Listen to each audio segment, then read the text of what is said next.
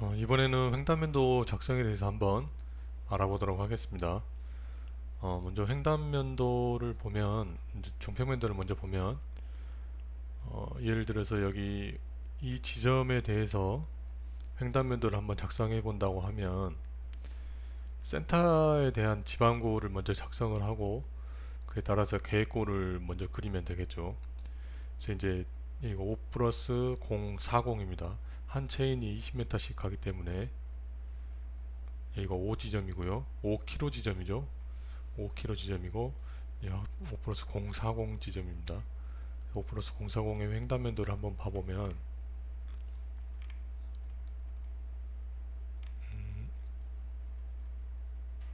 이쪽이 되겠네요. 지금 이 지점이 이제 도로의 센터 지점이 되겠죠. 아까 평면상에 이 지점이 되겠습니다. 평면상에 이 지점이 되죠. 그래서 이 지점을 기준으로 측량을 하면 돼요. 이 지점을 먼저 이렇게 측량을 하고 그 다음에 그 현재 집안 상황에 따라서 굴곡진 곳을 이제 측량을 이렇게 쭉쭉 하면 되죠. 측량을 해가지고 이 집안고를 그려주면 됩니다. 지금 이렇게 네모가 되어 있는 이 지점들이 다 측량을 해서 연결한 지점이 되겠죠. 이렇게 집안 현황을 쭉 입력을 하면 돼요. 그러면 이제 이 지방고가 그려진 거고 이 지방고에 따라서 체인에 이제 계획고가 다 있습니다. 이 체인의 계획고가 다 종평면도 상에서 다 계획고가 나오죠. 예를 들면 얘도 보면 다 계획고가 있죠. 지방고가 있고 거기에 따라서 절송고가 이렇게 나오기 때문에 이거에 따라서 이제 이 계획고를 입력을 해주면 되죠. 지금 도로의 마감면이 계획고기 때문에 지금 이 지점이 지워버릴게요. 이 지점이 이제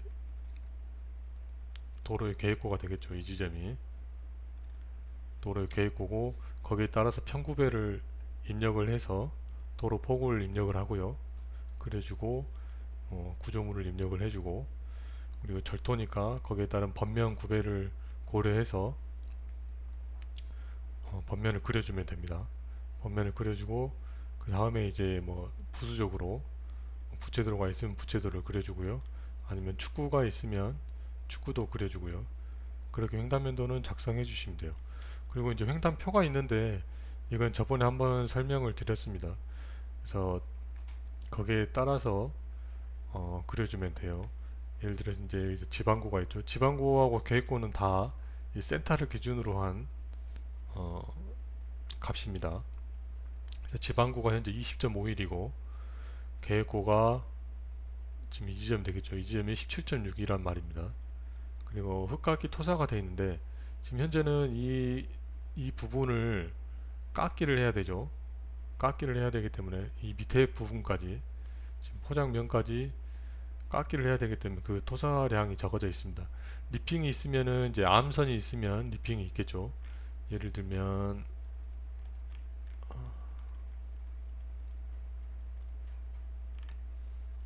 뭐 이런 식으로 이 윗부분이 토사가 되겠죠. 점 한 개가 지금 리핑선입니다. 리핑선이기 때문에 이 사이에 있는 점 두 개가 발파함이고 발파함과 리핑함 그리고 토사량 그렇게 적어져 있습니다. 지금 이 발파는 지금 현재 대규모로 들어가 있고요. 이 발파 규모는 발파 그 조사에 따라서 다 다르니까요. 각 현장에 맞게끔 그건 적용하시면 될 것 같고요. 그럼 이제 흑사키는 여기 이제 절토부기 때문에 흑사키가 없죠. 흑사키는 지금 이런 부분이 흑사키가 들어갑니다. 그래서 이 큰 부분이 지금 노체가 되겠죠. 노체가 되고 이 면적이 노체가 됩니다. 그리고 지금 이 노란 선을 기준으로 이 파란 선 아래까지 이 부분이 지금 노상이 되겠죠. 그리고 녹지대는 이제 비다진 구간이 되겠죠. 비다진 구간은 녹지대로 들어갑니다. 이제 여기는 이제 비다짐이 없기 때문에 녹지대가 빠져 있고요. 이제 페토제그는 이제 이렇게 구간이 나눠져 있는데요. 지금 현재는 여기는 표토 제거하려면은 지금 이쪽이 되겠죠. 이쪽이 지금 이제 5.3 정도 잡혀 있습니다. 이 전체가 지금 다 안 잡힌 것 같은데 이거는 이제 집안에 따라서 틀리기 때문에 뭐 그렇게 나온 것 같고요. 그래서 표토 제거는 답 구간과 답 외 구간으로 나눠지게 됩니다. 노상 준비공은 이제 노상 윗부분을 준비하는 공인데 노상 준비공 같은 경우는 보통 이제 절토부에 많이 들어가 있죠. 성토부이기 때문에 노상 준비공은 따로 안 들어가 있습니다. 그리고 이제 비탈면 보호공도 뭐 여러 가지 종류가 있는데요. 발팜에 대해서는 발팜 면고르기 뭐 이렇게 리핑함, 그리고 이제 뭐 쌓기부, 깎기부에 따라서 다 나눠지게 됩니다. 이거는 비탈면 보호공 길이로 나오게 되죠. 그리고 뭐 벌개적은 축구 뚝쌓기, 축구 뚝쌓기는 지금 옆에 있는 이런 뚝쌓기를 말하는 겁니다.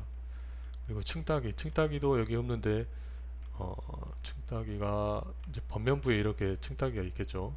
이 층따기 이거에 대한 지금 각각의 이 삼각형 면적을 다 더하면 6이 나옵니다.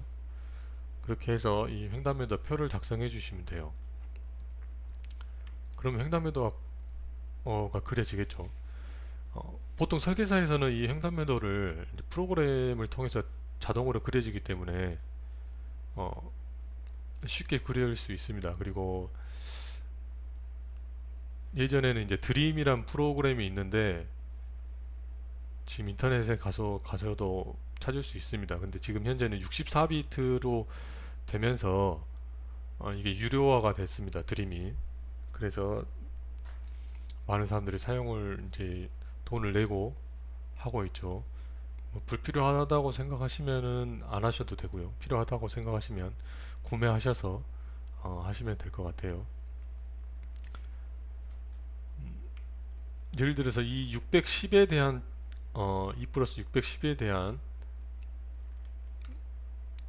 횡단면도를 한번 그려본다고 하면 이 두 개에 대해서 절반을 나누면 되겠죠. 지방고는 18.45, 18.16이니까 이 중간선을 해서 기준으로 횡단면도를 그리면 되겠죠. 계획거도 마찬가지로 중간점으로 해서 그대로 그려주면 될 것 같습니다. 예를 들어서 하나 그려보도록 하겠습니다. 이 횡단면도를 그릴 때 이 센터선은 다 일치하게 되어 있어요. 이렇게 선이 다 한 선의 센터선은 일치하게 되어 있습니다. 그대로 수직으로 해서 내려주면 되겠죠.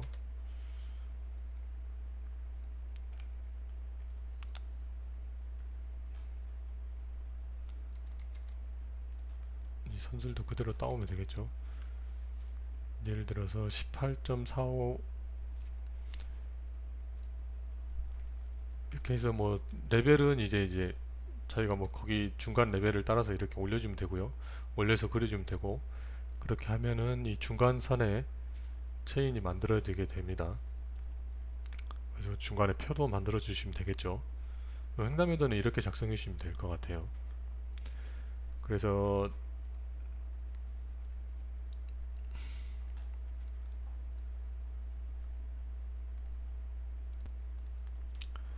이 횡단면도를 작성이 다 되면 이 표를 옮겨 놓은 게 이제 토적표가 되겠죠. 그래서 토적표를 한번 보면 예를 들면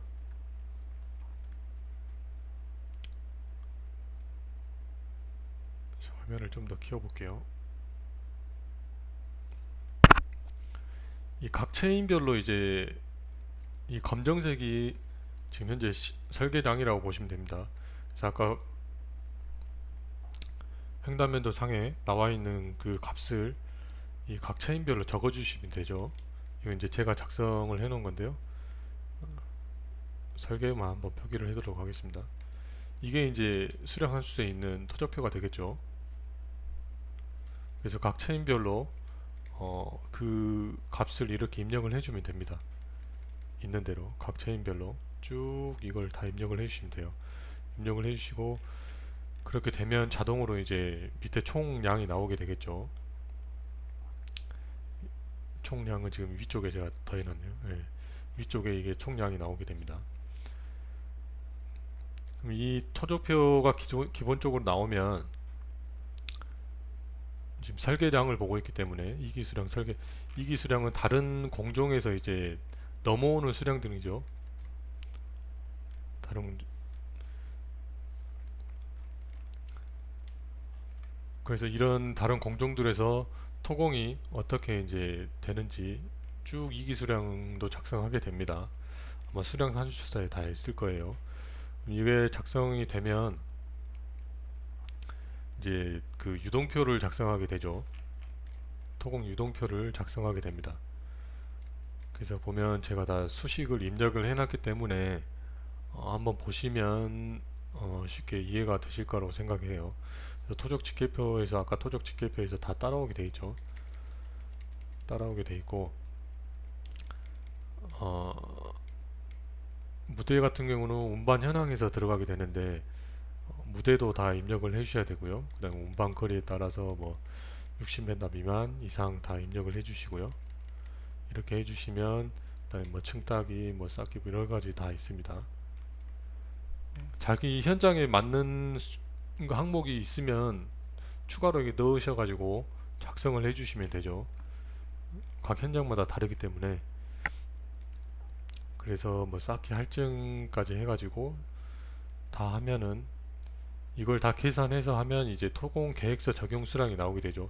이 수량이 이제 내역서 적용 수량이 되겠죠. 내역서는 이 수량이 들어가게 됩니다. 내역서는 최종적으로 밑으로. 그래서 이 BOQ에 들어가게 되는 거죠.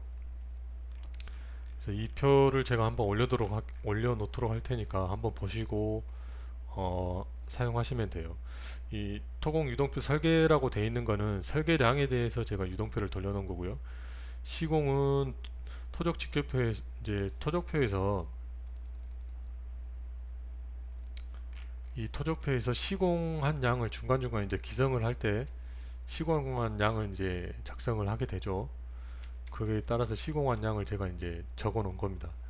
그리고 잔여량은 그 현재 잔여량을 확인하기 위해서 해놓은 편이니까요. 그때그때 이거를 입력을 해놓으면 토공에 대해서 현황을 파악할 수가 있겠죠. 이 토적표에 집계된 게 토적 집계표입니다. 집계표고요. 토적 집계표에서 아까 유동표로 수식이 넘어가게 되어 있습니다.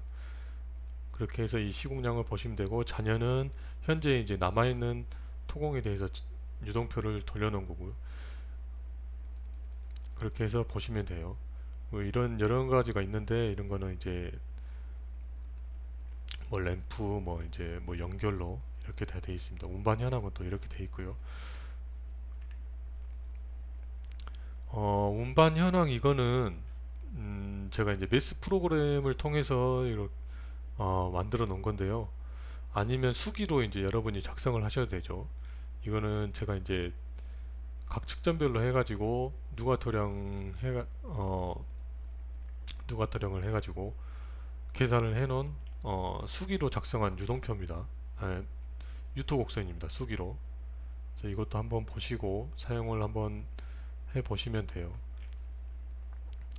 이게 그때 하도 오래돼가지고 누가토령은 쭉 이걸 더해 놓은 게 되겠죠. 지금 더해서 온 겁니다. 더해서 수식이 있으니까 한번 보시고 사용하시면 돼요. 그리고 제가 색깔별로 구간에 맞춰서 이제 뭐 토공 운반을 이렇게 마치곤 했었는데 기억이 잘 안 나네요. 오래돼가지고 한번 보시고 여러분이 공부하시면 될 것 같아요. 제가 한번 생각나면 다시 한번 알려드리도록 하겠습니다. 수기로 작성하면 이게 시간이 좀 걸리기 때문에 잘 메스 프로그램을 통해서 하는 게 더 나을 것 같습니다. 다음번에는 제가 한번 메스 프로그램 이용 방법을 한번 올리도록 할게요. 프로그램하고